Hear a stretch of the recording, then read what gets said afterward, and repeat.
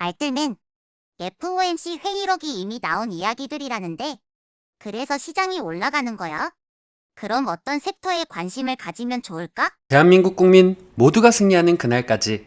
안녕하십니까, 알뜰맨입니다. 러시아와 우크라이나발 지정학적 리스크가 다시 고개를 들어 올리면서 시장은 변동성을 주었지만 FOMC 의사록 공개 후 시장은 다소 안정되는 모습을 보여주었습니다.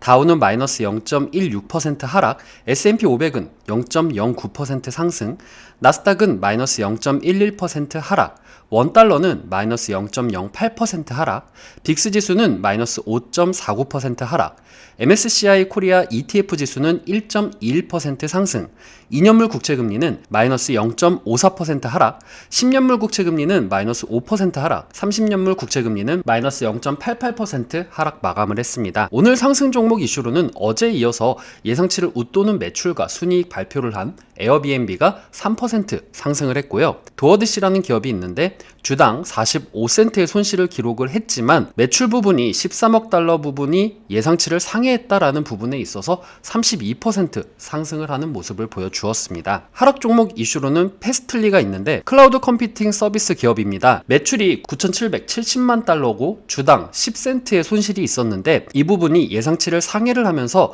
실적은 좋게 나왔지만 2022년도 1분기 주당 수익에 대한 예상치는 하회가 됐기 때문에 하락을 했다라고 보시면 되겠고요. 트립 어드바이저는 주당 1센트의 손실이 있었는데 예상치 하회와 그리고 매출도 예상치를 하회했기 때문에 마이너스 7.5% 하락을 했습니다. 로블록스는 역시 전일에 이어서 분기 실적 예상치가 하회가 된 부분으로 인해서 마이너스 26% 하락을 했습니다. 오늘 특징 종목으로는 엔비디아가 있습니다. 엔비디아는 실적 발표를 하고 나서 컨퍼런스 콜이 있기 전까지 시에 마이너스 2%를 기록하고 있었지만 컨퍼런스 콜 이후에 마이너스 0.92%까지 하락폭을 줄이면서 올라오는 모습을 보여주고 있습니다. EPS는 1.32달러, 예상치 1.22달러 상회를 했으며 전년도 대비해서 69% 증가를 했습니다. 매출은 74억 2천만 달러 상회를 했고 전년도 대비해서 53% 증가를 했습니다. 2022년도 1분기에는 81억 달러를 보고할 것으로 예상을 하며 이 부분은 예상치 72억 9천만 달러보다 높은 수치입니다. 엔비디아 대표 젠센 황은 공급 제약이 완화되고 있으며 제품 공급이 2022년도 하반기에 실적으로 증가할 것이다 라고 이야기를 했습니다. 엔비디아의 데이터 센터 비즈니스에서 연간 71% 증가한 32억 6천만 달러 매출을 보고를 했습니다. 또한 분기 동안 메타가 자사칩을 인공지능 연구에 사용할 것이라고 발표를 했습니다. 게임 부분은 최신 지포스 그래픽 프로세서로 게이머들의 사랑을 받기에 전년도 대비해서 37% 증가한 34억 2천만 달러를 기록을 했습니다. 컴퓨터 지원 설계, 렌더링 및 인공지능 응용에 사용되는 엔비디아 칩은 전년도 대비해서 109% 증가해서 6억 4,300만 달러의 매출을 기록했습니다. 하지만 자동차 사업은 14% 감소한 1억 2,500만 달러를 기록을 했는데요. 회사의 주요 제품은 아니지만 자동차 판매 감소가 원인이라고 이야기를 했습니다. 엔비디아는 거의 모든 GPU가 이제는 암호화폐 채굴에 사용되는 것을 방지하고자 하는 소프트웨어와 함께 제공이 되며 채굴자들은 대신 전문 채굴 프로세서를 구입할 수 있다라고 말을 했습니다. 2022년도 회계연도에서 암호화폐 전용 카드로 5억 5천만 달러 판매를 예상을 했는데 4분기에는 2,400만 달러에 불과했다라고 밝혀서 성장성이 높을 것으로 전망을 했습니다. 소프트뱅크로부터 칩 기술 회사인 ARM을 인수하기 위해서 협상 중이었지만 규제, 조사에 따라서 거래가 무산이 되었습니다. 이로 인해서 13억 6천만 달러의 운영 비용이 발생할 것으로 예상되고 있습니다. 러시아 국방부는 크림반도에서 훈련을 마치고 복귀한다라고 밝혔고 서방 국가들이 지속해서 러시아의 우크라이나 침공 임박설을 부각하는 데 있어 강한 불만을 표기했습니다. 하지만 미국을 비롯한 서방 국가들은 실질적으로 러시아가 병력 철수가 관측되지 않다는 점에서 경계를 늦추지 않고 있습니다. 앤스 스톨베르그 나토 사무총장은 러시아가 우크라이나 주변에 병력을 더 보내고 있다면서 지금까지 긴장을 완화하는 것은 없다라고 말을 했습니다. 지표 발표가 경기가 아직은 소비 여력이 있고 생산에는 문제가 없다라는 결과가 나왔습니다. 미국 1월 소매 판매는 전월 대비해서 3.5% 상승이 되었는데 이는 예상치 2% 2.5%보다 상회되는 부분이고, 미국 1월 산업 생산 지표는 전월 대비해서 1.4% 상승이 되었습니다. 예상치 0.5%보다 상회되는 부분입니다. 유로존 12월 산업 생산 지수는 전년도 대비해서 1.6% 상승이 되었는데, 이는 예상치 0.5%보다 상회가 되는 부분이었습니다. 시장을 상승 흐름으로 이끈 결정적인 부분은 FOMC 의사로 공개입니다. 연준 의원들은 인플레이션이 높은 수준을 유지할 경우 더 빠른 금리 인상이 적절하다라고 했습니다. 대다수의 참석자들은 인플레이션이 예상대로 내려가지 않을 경우에 위원회가 현재 예상하는 것보다 더 빠른 속도로 완화 정책을 제고하는 것이 적절하다고 이야기를 했습니다. 또한 2015년 이후 기간보다 더 빠른 속도로 연방기금 금리 목표치를 인상하는 것이 타당하다라고 언급을 했습니다. 대차대조표 축소와 관련해서는 현재 연준이 보유한 높은 증권 규모에 비춰 대차대조표의 상당한 축소가 적절하다라고 했습니다. 이러한 부분들은 이미 1월 성명서에서 확인됐던 부분이기 때문에 예상치 않의 내용이 나와서 시장이 안도하는 모습을 보여주었습니다. 뉴욕 증시 전문가들은 연준 의사록에서 시장을 놀라게 할 만한 뉴스는 없었다라고 평가를 했습니다. 웰스파고 마이클 슈마워 금리 담당 디렉터는 시장 측면에서 의사록은 이목을 끄는 이슈가 아니었다라면서 이번 의사록은 연준 정책에 대해서 거의 얘기해 준 것이 없다라고 평가를 했습니다.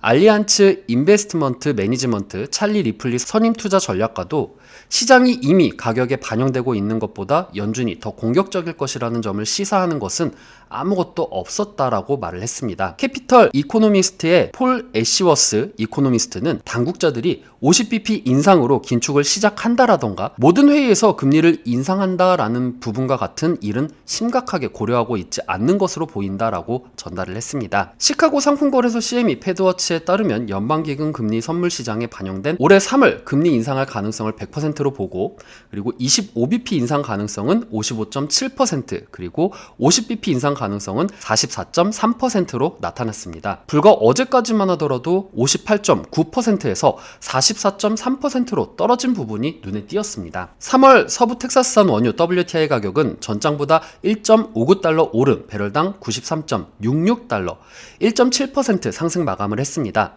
유가는 우크라이나의 지정학적 불확실성이 지속이 되고 휘발유와 정제유 재고가 감소했다라는 소식에 상승세를 유지를 했습니다.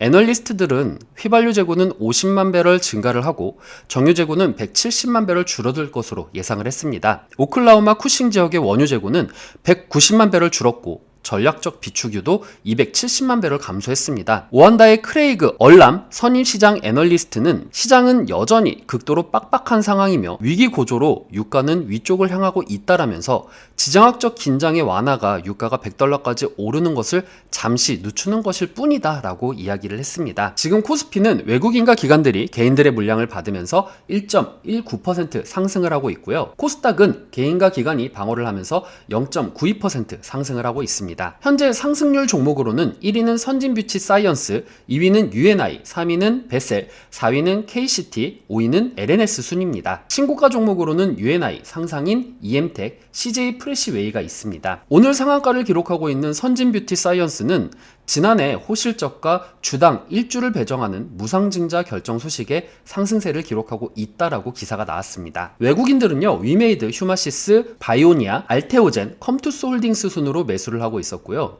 그 다음 인탑스, 에코프로, LX세미콘, 비덴트, 우리기술 투자 순으로 매도를 하고 있었습니다. 지금 현재 외국인들이 바이오주와 함께 실적이 좋은 2차전지주에 대해서 관심을 가지고 있다는 것이 눈에 띄었습니다. 다음 기관입니다. 기관은 펄어비스, LNF, 스튜디오 드래곤, 에코프로비엠, PSK 순으로 매수를 했고요. 우리기술투자, 셀트리온 헬스케어, 서진시스템, LX세미콘, 시젠 순으로 매도를 했습니다. 기관 역시 실적이 좋은 2차전지에 대해서 관심을 가지고 있으며, 그리고 눈에 띄는 부분이 파라다이스입니다. 파라다이스가 중국 관광객이 유치가 돼야지만 카지노가 활성될 수 있는 리오프닝주인데, 이런 리오프닝주에 대해서도 기관들이 지금 관심을 가지고 있다는 것이 눈에 많이 띄었습니다. 국내 증시는 예상치 내에 연준의 자세를 통해서 증시가 안정적인 흐름으로 갈 것이다 라고 보여지긴 합니다. 그리고 엔비디아의 호실적과 긍정적인 흐름으로 심텍도 수혜를 볼 수 있는 가능성이 크며 지금 10시 반 기준으로 3.4% 상승 중이라고 볼 수가 있겠습니다. 엔비디아의 흐름을 보면서 관련주를 찾는 것도 좋은 방법이 될 수 있겠다 아닐까 생각이 되고요. 또한 미국에서 에어비앤비가 호실적을 발표하면서 리오프닝주들이 관심이 높아지고 있습니다. 이러한 부분들은 국내에서도 적용될 것이라고 생각을 하며 실질적으로 기관이 파라다이스를 매수를 하고 있는 부분이 눈에 띄는 만큼 여러분들께서도 리오프닝주에 대해서 관심을 가지면 어떨까라는 생각을 하게 되었습니다. 현재 오미크론 확진자 수가 증가하고 있는 만큼 단기적으로는 상승 흐름을 이어나가기에는 어려움이 있을 수 있겠지만 연일 5만 명대 확진자 속에서 리오프닝 ETF가 14% 상승했다라는 기사를 봤을 때 리오프닝주들은 위드 코로나 정책이 다시 한번 시행이 된다라고 하면은 다시 뛰어오를 것이라고 생각을 하고, 아울러서 리오프닝주들이 올해 본격적으로 뻥튀기가 된다라는 부분이 아니라 본격적으로 실적이 상승되는 구간이 내년인 만큼 내년까지도 바라볼 수 있는 좋은 섹터가 되지 않을까라는 생각도 하게 되었습니다. 오늘도 여러분들 꼭 성투하시길 바라겠고, 오늘 내용 괜찮았다 생각되시는 분들은 하단에 구독과 좋아요, 알람 설정을 눌러주시면 제가 영상을 만드는데 큰 힘이 될 것 같습니다. 오늘도 시청해주셔서 감사합니다. 음.